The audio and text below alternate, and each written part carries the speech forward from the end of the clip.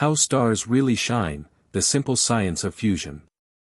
Have you ever looked at the night sky and wondered, why do stars shine? What makes them glow so brightly that we can see them from trillions of kilometers away?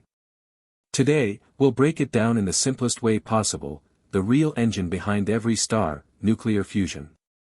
Every star begins inside a giant cloud of gas and dust called a nebula. Gravity slowly pulls this cloud together, making it denser and hotter. As the gas collapses, the center forms a protostar, a baby star that's heating up but hasn't turned on yet.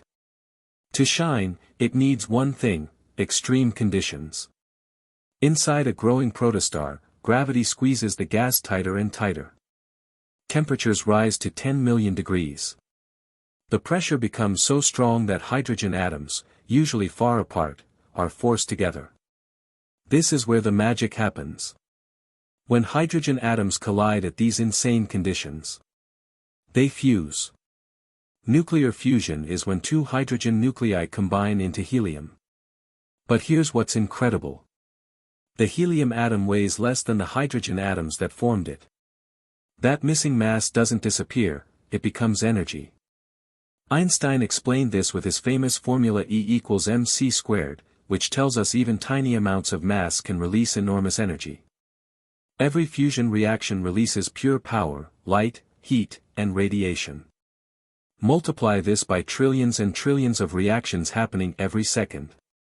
And suddenly, the star switches on. It begins to shine. You might wonder. If a star is burning so much fuel, why doesn't it collapse or explode immediately? The answer is balance. Gravity pulls inward, trying to crush the star.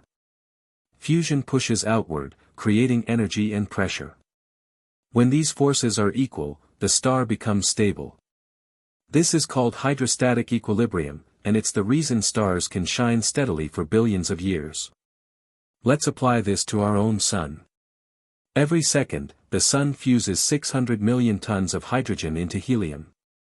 About 4 million tons of that mass becomes energy, enough to power life on Earth, warm our oceans, and light our skies.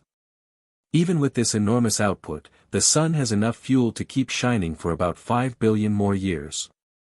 But fusion doesn't last forever. When a star runs out of hydrogen, the balance breaks. Some stars expand into red giants.